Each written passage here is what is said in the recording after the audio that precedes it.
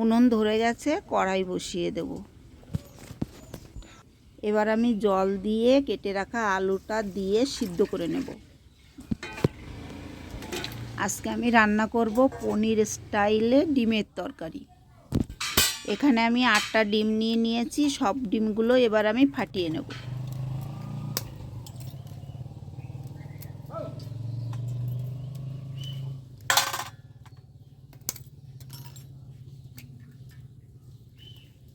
ডিমটাকে একটা চামচের সাহায্যে ভালোভাবে ফেটে নিতে হবে। এখানে আমি একটা পরিষ্কার পলিথিনের কভার নিয়ে নিয়েছি। ফেটে রাখা ডিমটা পলিথিন কভারের ভিতরে দিয়ে দেব। এবার একটা সুতো বা রাবার ব্যান্ড দিয়ে পলিথিনের মুখটা ভালোভাবে বেঁধে দেব।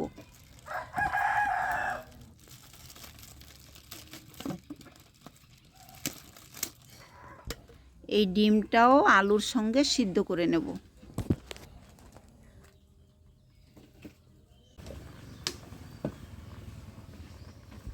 ডিম আলু সিদ্ধ হয়ে গেছে, নামিয়ে নেব।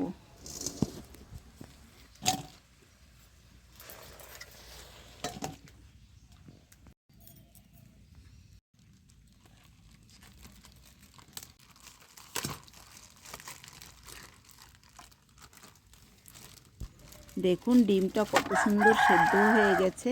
আমি এবার ডিমটা লম্বা লম্বাভাবে কেটে নেব।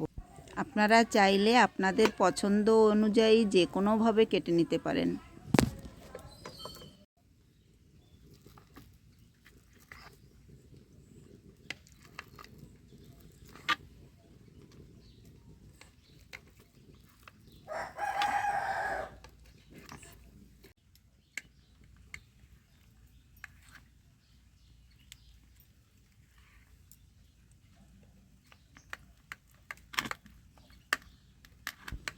সমস্ত ডিমগুলো কেটে নিয়েছি এবং সিদ্ধ করা আলুটাও ছুলে নিয়েছি।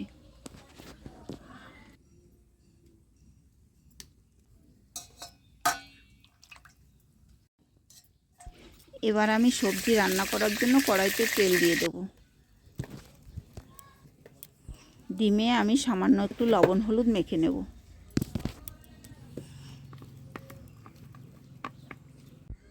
তেল গরম হয়ে গেছে, সমস্ত ডিমগুলো একে একে ভেজে তুলে নেব।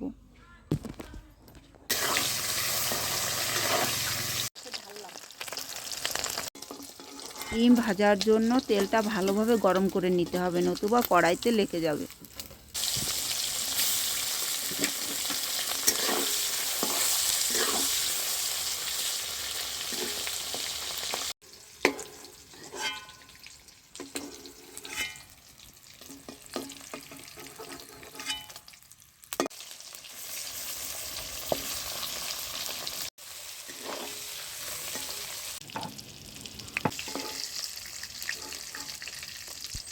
সমস্ত ডিমগুলো ভেজে নিয়েছি। দেখুন কত সুন্দর লাগছে দেখতে।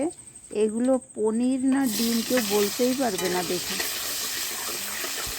সিদ্ধ করে রাখা আলু কটাও আমি লাল লাল করে ভেজে নেব। তরকারিটা রান্না করার জন্য আমার একটু আদা রসুন বাটা দরকার। আমি এখানে একটু আদা, কটা রসুন বেটে নেব।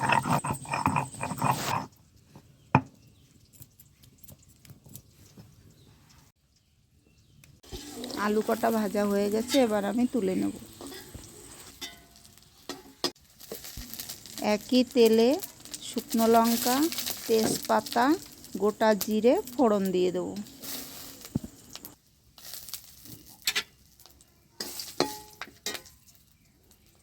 এবার দেব পেঁয়াজ কুচি, কাঁচা লঙ্কা, আদা রসুন বাটা আর টমেটো কুচি।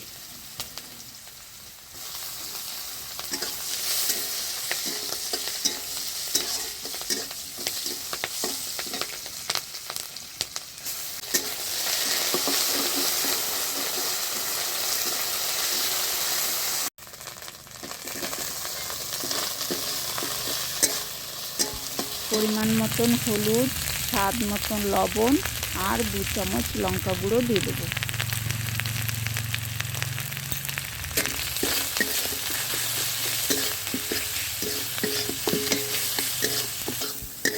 মশলাটা ভালোভাবে কষিয়ে নিয়ে ভেজে রাখা ডিম আর আলুগুলো দিয়ে দেব।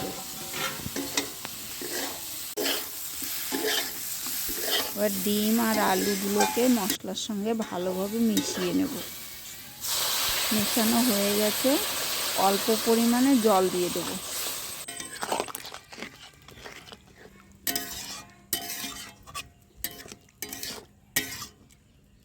তরকারিটা ফুটে উঠেছে, এবার আমি একটু ধনেপাতা কুচি আর একটু গরম মশলা দিয়ে নামিয়ে নেব।